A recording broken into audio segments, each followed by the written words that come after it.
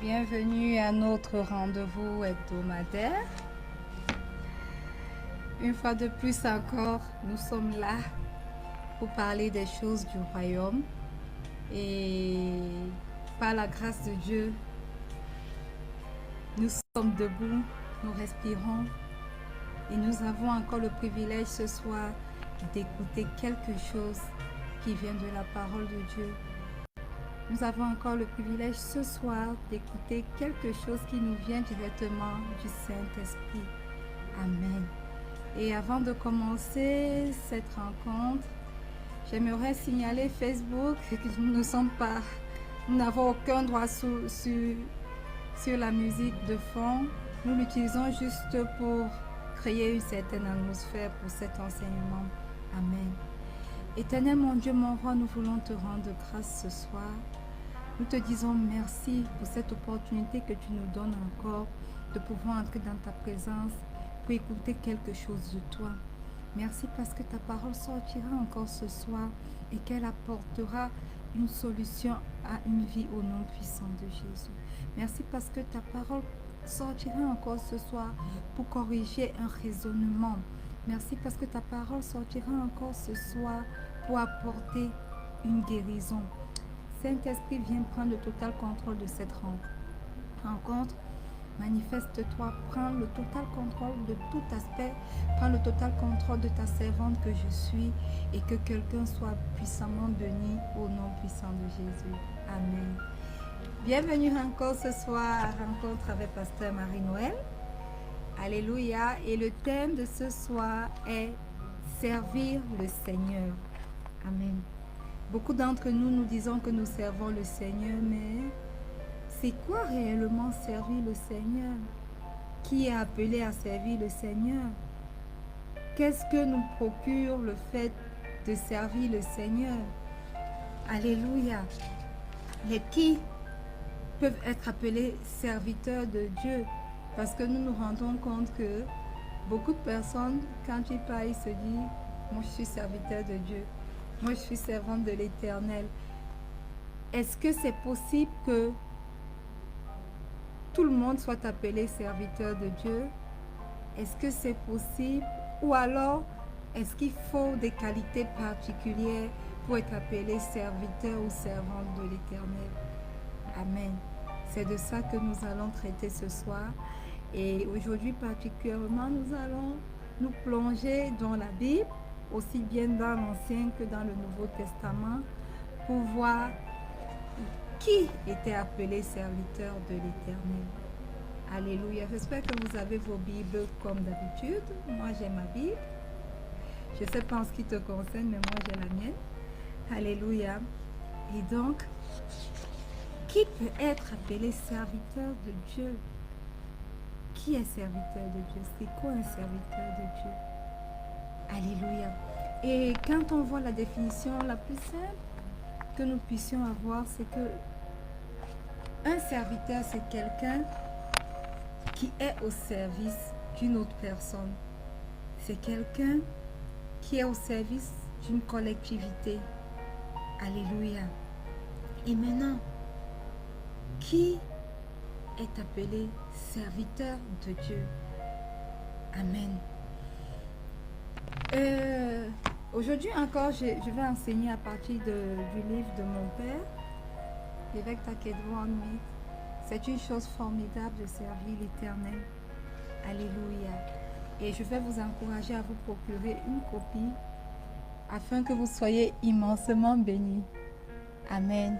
Bienvenue à ceux qui se connectent. Signalez-vous sur le chat s'il vous plaît. Un instant.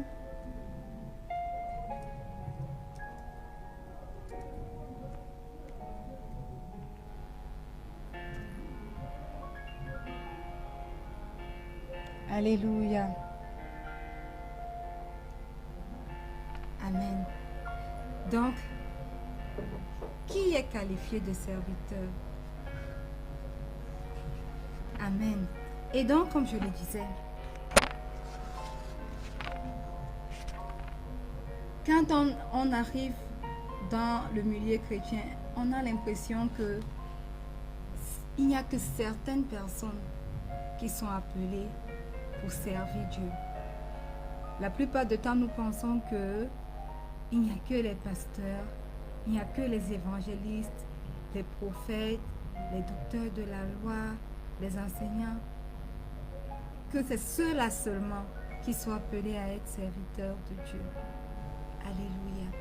Mais laissez-moi vous dire que la bonne nouvelle, c'est que il n'y a pas que ces personnes qui sont appelées, serviteurs de Dieu. Amen. Toi qui me suis aujourd'hui ou bien qui va écouter ce message en replay, tu n'as peut-être pas le titre de pasteur, tu n'as peut-être pas le titre de prophète ou d'évangéliste ou d'apôtre, mais sache que tu peux être appelé serviteur de Dieu. Sache que tu peux être appelé servante de Dieu. Alléluia. Tu peux être un étudiant assis sur les bancs de l'école. Sache que tu peux être appelé serviteur ou servante de Dieu. Tu peux être un employé de la banque ou alors un fonctionnaire des Nations Unies ou alors un médecin. Sache que tu es appelé, tu peux être appelé serviteur de Dieu. Souvenez-vous que dans la Bible, le Seigneur Jésus lui-même a choisi des apôtres et il a choisi des personnes venant de différents backgrounds. Il a choisi des collecteurs d'impôts, il a choisi des médecins comme Luc, il a choisi des pêcheurs et tous ses disciples étaient ses serviteurs. Alléluia. Alors, ne pensons pas que pasteur, quand quelqu'un a le titre de pasteur, c'est lui qui est qualifié à être appelé serviteur de Dieu. Oh non. Tout le monde est appelé à être serviteur ou servante de l'Éternel. Alléluia. Que vous soyez dans le ministère, à temps plein ou à temps partiel, vous êtes appelé à être serviteur. Que vous ne soyez pas dans le ministère, vous êtes par exemple, vous travaillez dans une église, ou alors vous n'êtes même pas dans une église, sachez que vous êtes appelé à être serviteur de l'Éternel. Alléluia. Et quand nous parcourons la Bible, tout au long de la Bible, nous nous rendons compte qu'il y avait plein de serviteurs de l'Éternel. Et ce soir, nous allons donner des exemples de serviteurs de l'Éternel. Et la semaine prochaine, nous allons continuer en parlant de pourquoi c'est important de servir Dieu. La première chose que j'aimerais quand même dire ce soir, c'est que c'est un privilège pour moi, c'est un privilège pour toi de servir Dieu. Alléluia. Si nous ne servons pas Dieu, qui d'autre pouvons nous servir? Dans ce monde, tout est devenu tellement compliqué que la seule personne que nous devons servir avec fidélité, c'est Dieu. Et l'une des premières choses que j'aimerais également dire, c'est que le serviteur est quelqu'un de fidèle. Le serviteur est quelqu'un qui honore son maître.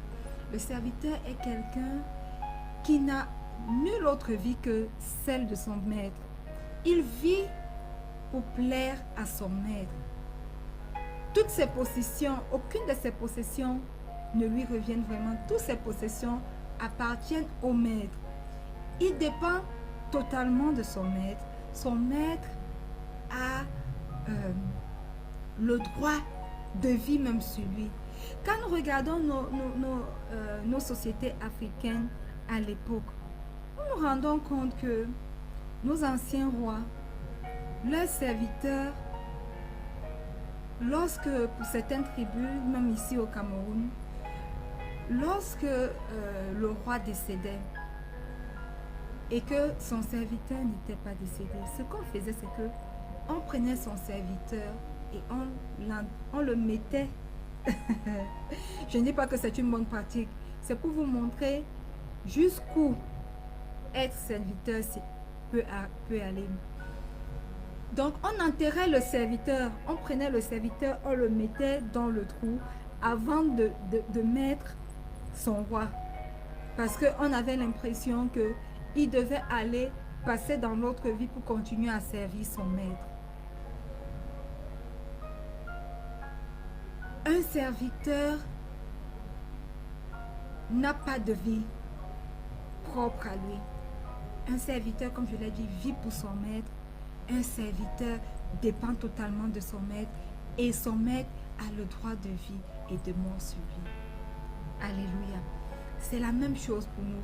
Si nous sommes chrétiens et que nous disons que nous sommes des serviteurs de Dieu, alors nous ne vivons plus pour nous, mais nous vivons pour Dieu, lui et lui seul. Nous vivons pour faire ses desseins et seulement ses desseins, pas nos desseins. Nous vivons pour faire sa volonté et seulement sa volonté. Nous vivons pour lui faire plaisir, pour lui être agréable. Amen. Voilà à quoi revient un serviteur. Si aujourd'hui le compte en banque d'un serviteur est fourni, cela ne lui appartient pas. Ça appartient à son maître. Son maître a le droit de dire comment dépenser cet argent. Alléluia. Et nous, quand nous disons que nous sommes serviteurs de l'Éternel, ça veut simplement dire que nous avons abandonné totalement nos vies entre ses mains. Ça veut dire que nous n'avons plus de volonté. Ça veut dire que nous n'avons plus de pensée. Ça veut dire que nous n'avons plus de plans ni de projets pour nous. Mais tous les plans et tous les projets que nous accomplissons sont ceux de Dieu. Toutes les pensées dans nos têtes sont celles de Dieu. Alléluia. Nous vivons une vie pour lui être complètement agréable. Amen. Et donc, dans la Bible, nous avons plusieurs personnes qui sont appelées serviteurs de Dieu. Et ces personnes, pour la plupart, n'étaient pas des pasteurs. Ces personnes n'étaient pas des sacrificateurs. Ces personnes n'étaient pas, comment dire, des prophètes. Aussi vrai qu'il y avait des prophètes, des sacrificateurs qui étaient des serviteurs de Dieu. Mais nous avons beaucoup d'exemples dans la Bible d'autres personnes qui ont servi, que Dieu lui-même a appelé mes serviteurs, mais qui n'avaient aucunement le titre de sacrificateur, de prêtre, d'apôtre, de prophète ou que puis-je dire d'autre. Amen. Et ce soir, nous allons parcourir quelques exemples de personnes qui étaient appelées dans la Bible serviteurs de l'Éternel. Alléluia. Un serviteur est quelqu'un qui réalise les souhaits d'une autre personne. Un serviteur est quelqu'un qui sert les intérêts d'un autre. Et si tu es connecté ce soir, ou alors tu écoutes ce message à replay et que tu te fais appeler serviteur de Dieu, sache que ça signifie simplement que tu es quelqu'un qui réalise les souhaits de ton Dieu. Sache que tu es quelqu'un qui sert les intérêts, pas d'une personne sur cette terre, pas même tes propres intérêts, mais plutôt les intérêts de Dieu. Alléluia. Amen.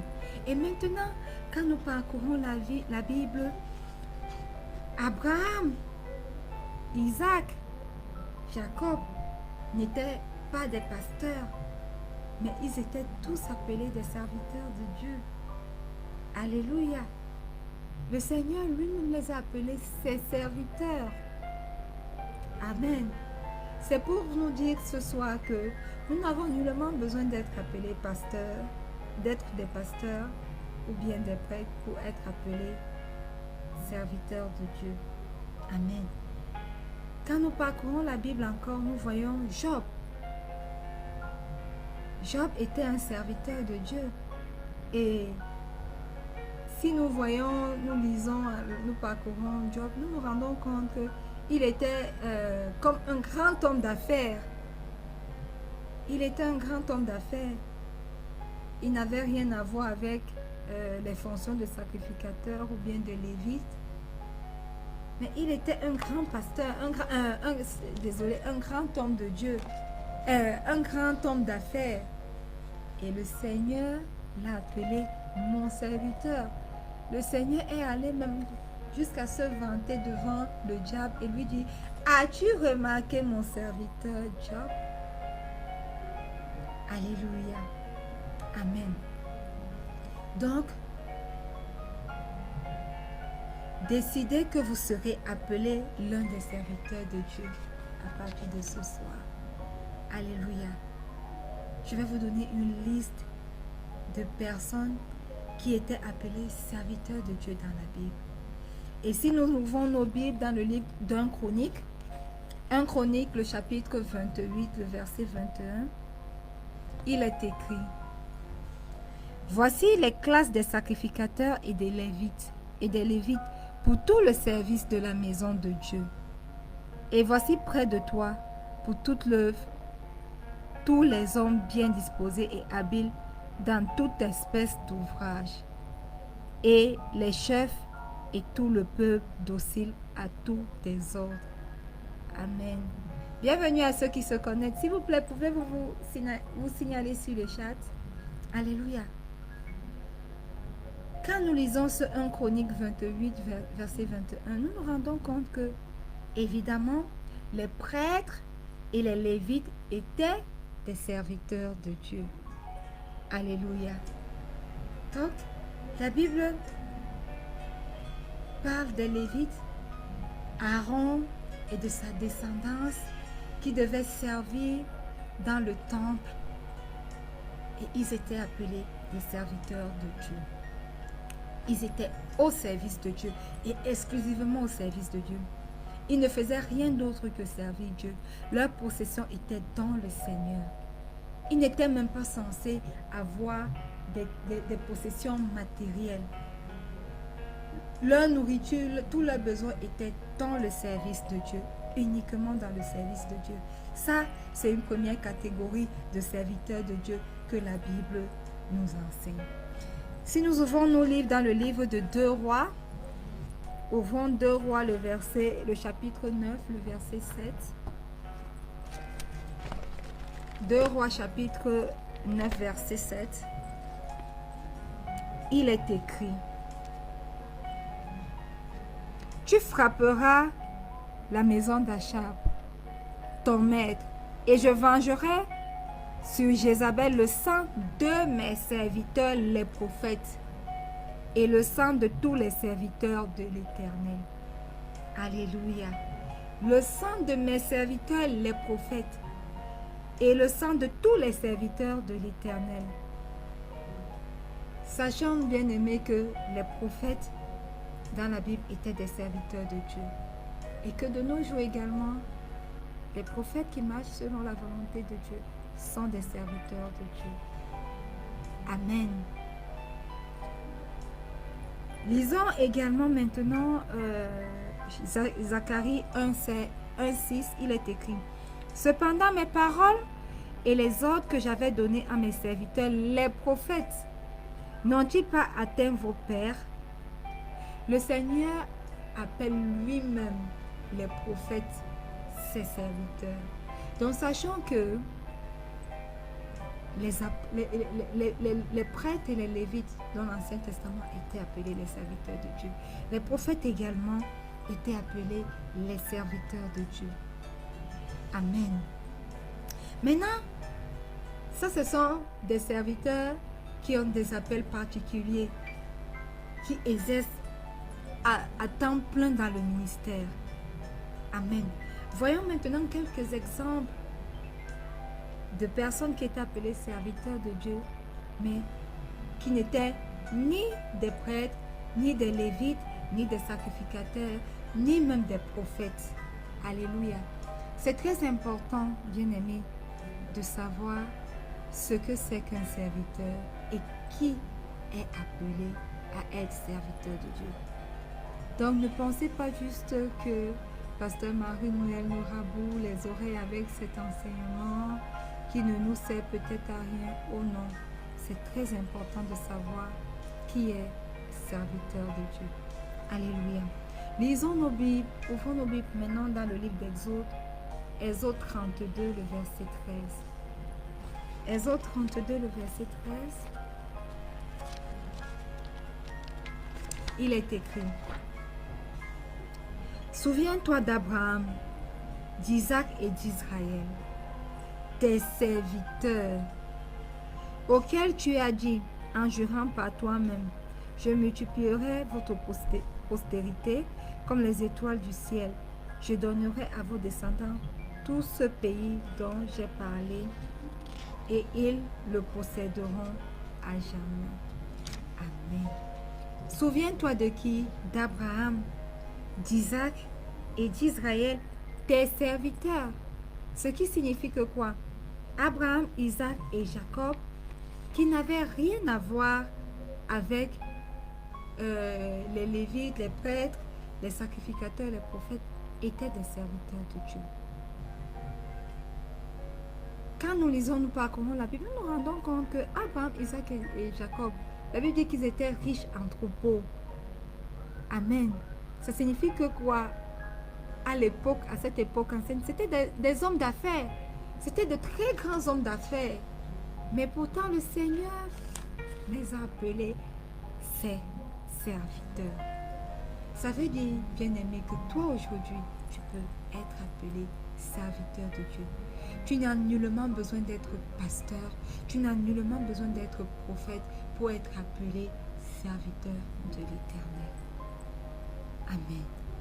Ésaïe 41, le verset 8 au verset 9, il est écrit: Mais toi, Israël, mon serviteur, Jacob que j'ai choisi, race d'Abraham que j'ai aimé, toi que j'ai pris aux extrémités de la terre et que j'ai appelé d'une contrée lointaine, à qui j'ai dit, tu es mon serviteur, je te choisis et je ne te rejette point.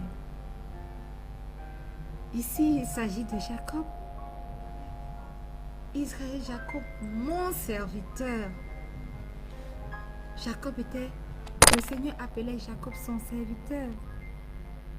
Jacob, qui était un multimillionnaire, un troupeau, était un serviteur de Dieu. Alléluia. Maintenant, si nous lisons dans Josué 1, le verset 7, lisons Josué déjà, le verset 1, le chapitre 1, le verset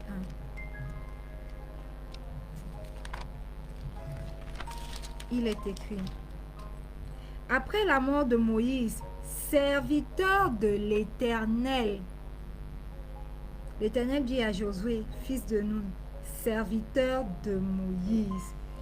Si nous allons au verset 7 de Josué 1, il est écrit: Fortifie-toi seulement et aie bon courage, en agissant fidèlement selon toute la loi que Moïse, mon serviteur, t'a prescrit. Bien-aimé, Moïse était qui? Moïse était-il un prophète? Moïse était-il un prêtre? Non. Moïse n'était pas un prêtre. Vu que le Seigneur a choisi Aaron, son frère, comme étant son prêtre, son sacrificateur, et toute sa lignée, n'est-ce pas? Moïse était un peu comme le chef d'État du peuple d'Israël. Pourquoi je le dis? Parce que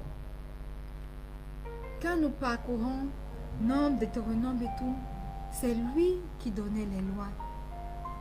C'est lui qui jugeait le peuple selon la volonté de Dieu. C'est lui qui dirigeait le peuple d'Israël. Donc Moïse était une sorte de chef d'État et il était un serviteur de Dieu. Alléluia. Cela signifie que quelle que soit la fonction que toi tu as aujourd'hui, es-tu dans la politique, il est possible pour toi d'être un serviteur de Dieu. Es-tu un fonctionnaire des Nations Unies, il est possible pour toi d'être un serviteur de Dieu.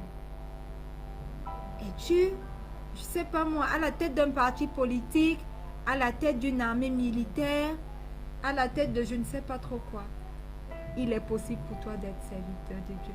Quel que soit ton titre, il est possible pour toi d'être appelé serviteur de Dieu. Amen. Maintenant, lisons dans le livre de 2 Samuel, 2 Samuel, le chapitre 7, nous allons lire du verset 1 au verset 5. Il est écrit: Lorsque le roi habita dans sa maison et que l'Éternel lui eut donné du repos après l'avoir délivré de tous les ennemis qui l'entouraient, il dit à Nathan le prophète: Vois donc, j'habite dans une maison de cèdre, et l'ange de Dieu habite au milieu d'une table. Nathan répondit au roi: Va, fais tout ce que tu as dans le cœur, car l'Éternel est avec toi. La nuit suivante, la parole de l'Éternel fut adressée à Nathan: Va dire à mon serviteur David, ainsi parle l'Éternel, est-ce toi qui me bâtirais une maison pour que j'en fasse ma demeure? Amen. David était au roi d'Israël et le Seigneur l'appelait son serviteur. Amen. Ce qui signifie que vous pouvez occuper les plus grandes fonctions, les plus hauts rangs dans un pays et toujours être un serviteur de Dieu. Vous pouvez travailler dans la diplomatie et être un serviteur de Dieu. Et pour ce qui est de David particulièrement, sachant que David n'a pas été appelé serviteur de Dieu lorsqu'il est devenu roi. Bien avant même qu'il ne soit oint roi sur Israël, le Seigneur l'appelait déjà son serviteur. Et à l'époque, David était berger. Alors, quel que soit le type de travail que tu fais, bien-aimé, sois-tu commerçant, sois-tu berger, sois-tu agriculteur, sois-tu fermier, quel que soit le type de travail que tu fais, sache que c'est possible pour toi d'être appelé serviteur de Dieu. Bienvenue Marc-Chris, merci. Merci d'être connecté ce soir. Merci, je reçois les bénédictions. Amen. Alléluia. Cela ne dépend ni de ton titre, ni de ton rang, ni de ta position hiérarchique. Mais sache qu'il est possible pour toi, quelles que soient les différentes couches sociales dont tu appartiens, il est possible pour toi d'être appelé serviteur de Dieu. Amen. Et sachons-le, c'est une bonne chose que de servir Dieu. Amen. Dans Agé, lisons Agé 2, le verset 23. Agé dans l'Ancien Testament, il est écrit: En ce jour-là, dit l'Éternel des armées, je te prendrai Zorobabel, fils de Shealtiel, mon serviteur, dit l'Éternel, et je te garderai comme un sceau, car je t'ai choisi, dit l'Éternel des armées. Amen. Zorobabel était appelé serviteur. Le Seigneur lui-même dit que toi, Zorobabel, mon serviteur. Qui était Zorobabel? Zorobabel était un gouverneur de la tribu de Juda et un chef d'exilés. Mais le Seigneur l'appelait son serviteur. Alors, peut-être aujourd'hui tu es un exilé, tu es hors de ton pays pour une raison ou pour une autre. Sache que tu peux être appelé serviteur du Seigneur, serviteur de l'Éternel. Alléluia. Nous allons lire Lévitique 21 à partir du verset 39 jusqu'au verset 43. Il est écrit: Si ton frère devient pauvre près de toi et qu'il se vende à toi, tu ne lui imposeras point le travail d'un esclave. Il sera chez toi comme un mercenaire, comme celui qui y demeure. Il sera à ton service jusqu'à l'année du jubilé. Il sortira alors de chez toi, lui et ses enfants avec lui, et il retournera dans sa famille, dans la propriété de ses pères. Car ce sont mes serviteurs que j'ai fait sortir du pays d'Égypte. Ils ne sont point vendus comme on vend des esclaves. Tu ne domineras point sur lui avec dureté et tu craindras ton Dieu. Dans Lévitique 25, toujours, du verset 53 au verset 55. Il sera comme un mercenaire à l'année, et celui chez qui il sera ne le traitera point avec dureté sous tes yeux. S'il n'est racheté d'aucune de ces manières, il sortira l'année du jubilé, lui et ses enfants avec lui. Car c'est de moi que les enfants d'Israël sont esclaves. Ce sont mes esclaves que j'ai fait sortir du pays d'Égypte, et je suis l'Éternel votre Dieu. Ce qui signifie que quoi? Un serviteur n'est rien d'autre que un esclave. Donc si tu t'appelles serviteur du Dieu vivant, sache que comme il a appelé les enfants d'Israël, tu n'es nul autre que un esclave du Dieu vivant. Mais je peux te dire que quand on parle d'être un esclave du Dieu vivant, ça n'a rien à voir avec l'esclavage qu'on connaît. Ça n'a rien à voir avec l'esclavage de la traite négrière, ou alors de comment les boss de ce monde peuvent traiter leurs employés. C'est un privilège que d'être un esclave de Dieu. Et moi, je suis privilégiée de m'appeler chaque jour servante de l'Éternel et de dire aujourd'hui que je suis un esclave du Dieu vivant. C'est un privilège. Et tout au long de la semaine prochaine ou bien les 2 prochaines semaines, nous allons dire pourquoi c'est un privilège que d'être appelé serviteur ou esclave de l'Éternel. Alléluia. Nous nous rendons compte après avoir lu ces 2 versets que toute la nation d'Israël était appelée serviteur de Dieu. Bienvenue à tous ceux qui sont en train de se connecter. Je vois des gens connectés. S'il vous plaît, signalez-vous sur le chat. Ça m'encourage de savoir que vous êtes là. Amen. Alors, toute la nation d'Israël était appelée serviteur de Dieu. Le Seigneur dit que je suis, le peuple d'Israël sont mes esclaves, ce sont mes serviteurs. Pas les serviteurs de Pharaon, pas les serviteurs de Moïse, pas les serviteurs du chef de l'État ou bien de qui que ce soit, mais les serviteurs de Dieu. Bienvenue Chantou. Contente de t'avoir. Merci pour le partage. Alléluia.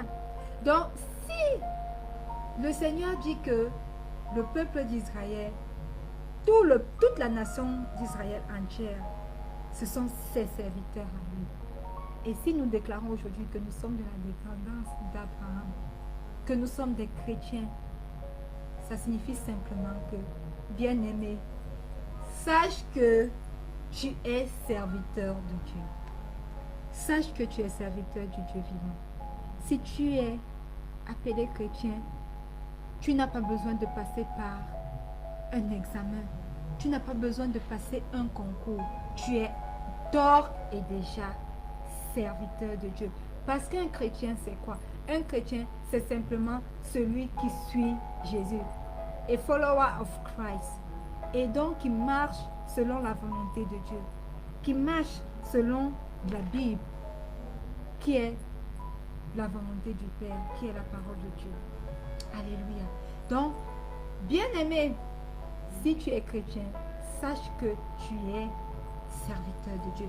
Tu es qualifié à d'être appelé serviteur de Dieu. Tu n'as nullement besoin d'être appelé, d'être ordonné pasteur, ou bien apôtre, ou prophète, ou je ne sais pas trop quel gros titre, ou docteur de la loi, pour être appelé serviteur de Dieu. Une fois que tu es chrétien, tu es poursuivant de Christ, alors tu es serviteur. Parce que la Bible dit que le peuple d'Israël m'appartient. Ce sont mes serviteurs, ce sont mes esclaves, dit le Seigneur. Amen. Et maintenant, j'ai parlé de Job brièvement. Et je pense que dans un des enseignements, j'ai enseigné sur Job, mon serviteur. La neuvième personne, le neuvième type de personne dont on parle ce soir comme étant serviteur de Dieu dans la Bible, c'est effectivement Job. Nous allons lire un peu Job, le chapitre 1 du verset 1 au verset 8. Ce sera un peu long, mais c'est bon de toujours écouter la parole de Dieu lorsqu'on la lit. Il y avait dans le pays d'Uz un homme qui s'appelait Job. Et cet homme était intègre et droit. Il craignait Dieu et se détournait du mal. Il lui naquit 7 fils et 3 filles. Il possédait 7000 brebis, 3000 chameaux, 500 paires de bœufs, 500 ânesses et un très grand nombre de serviteurs. Et cet homme était le plus considérable de tous les fils de l'Orient. Alléluia. Le verset 8. Du verset 7 au verset 8. Or, les fils de Dieu vinrent un jour se présenter devant l'Éternel, et Satan vint aussi au milieu d'eux. L'Éternel dit à Satan, d'où viens-tu? Et Satan répondit à l'Éternel, de parcourir la terre et de m'y promener. L'Éternel dit à Satan, as-tu remarqué mon serviteur Job? Il n'y a personne comme lui sur la terre.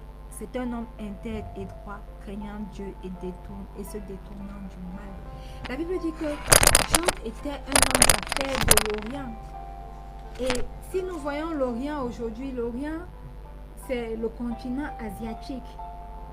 Donc Job probablement pouvait être un Chinois, ou alors un Coréen, ou alors un Japonais. Quel que soit aujourd'hui le continent dont tu es originaire, sache que tu peux être tu es appelé serviteur de Dieu. Que tu sois un Asiatique, que tu sois un Américain, que tu sois un Africain, un Européen, tu es qualifié pour être appelé serviteur de Dieu. Amen. Alléluia. Et maintenant, Jérémie 25, le verset 8 au verset 9. C'est pourquoi ainsi parle l'Éternel des armées, parce que vous n'avez point écouté mes paroles, j'enverrai chercher tous les peuples du septentrion, dit l'Éternel, et j'enverrai auprès de Nebuchadnezzar, roi de Babylone, mon serviteur. Amen. Nebuchadnezzar était le roi de Babylone, le roi d'une tribu qui ne connaissait pas Dieu, qui ne craignait pas Dieu, une tribu idolâtre. Mais le Seigneur dit, j'enverrai auprès de Nebuchadnezzar, roi de Babylone, mon serviteur. Amen. Nebuchadnezzar, roi de Babylone, est appelé serviteur de Dieu. Amen. Ce qui signifie que, quelles que soient tes origines, de nos jours, quelles que soient tes origines, quelle que soit ta position sociale, tu es également qualifié à être appelé serviteur de Dieu. Amen. Ce soir, nous avons parcouru 7 exemples de personnes dans la Bible qui ont été appelées serviteurs de Dieu. Et je peux vous assurer qu'il y en a encore plusieurs autres. Juste pour vous dire que quelle que soit vos origines, quelle que soit votre classe sociale, quel que soit votre titre, sachez que vous êtes qualifié à être appelé serviteur de Dieu. Et que c'est une bonne chose que de servir Dieu. C'est une bonne chose, c'est une chose formidable.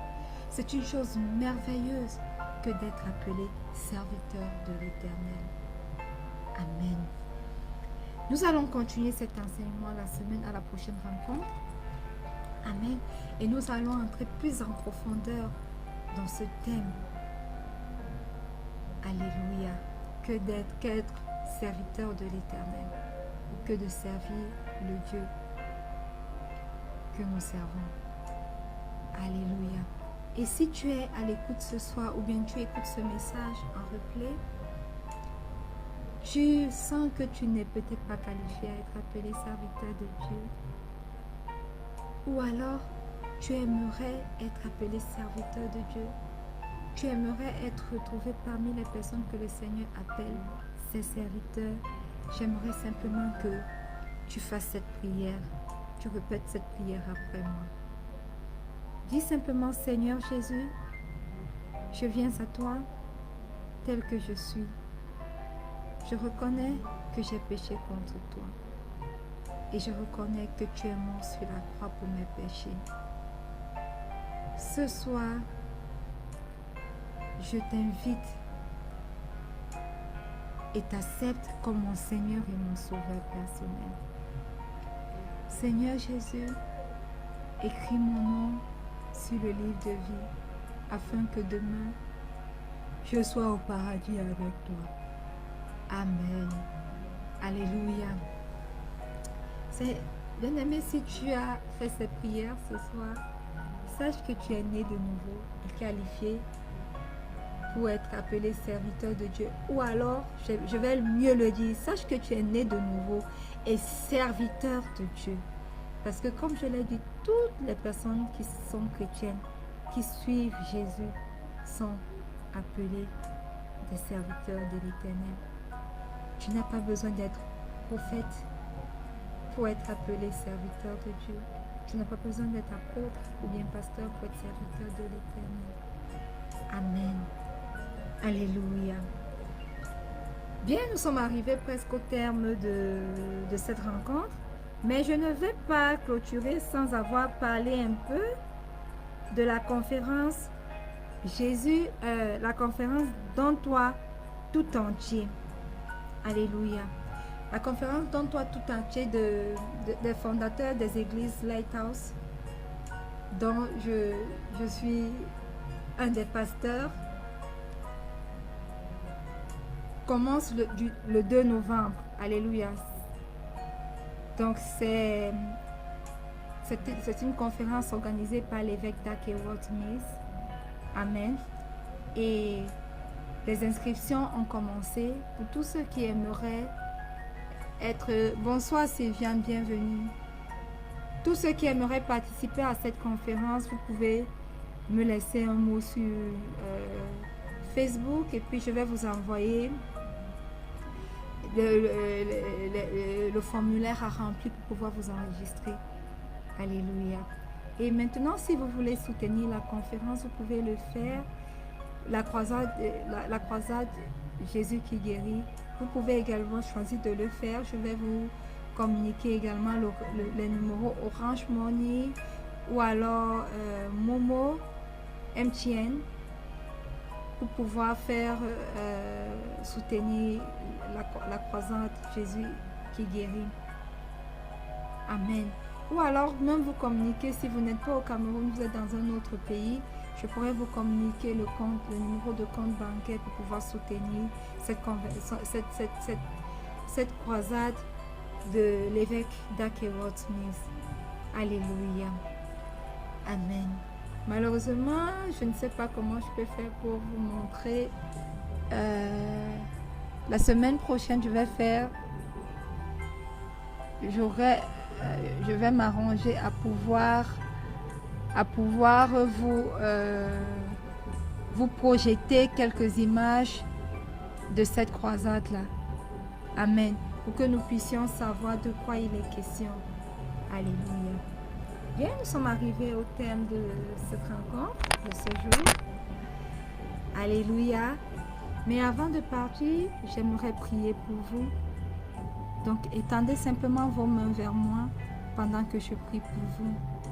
Éternel, mon Dieu, mon roi, Dieu d'Isaac, Dieu d'Abraham, Dieu de Jacob, nous te rendons immensément grâce ce soir.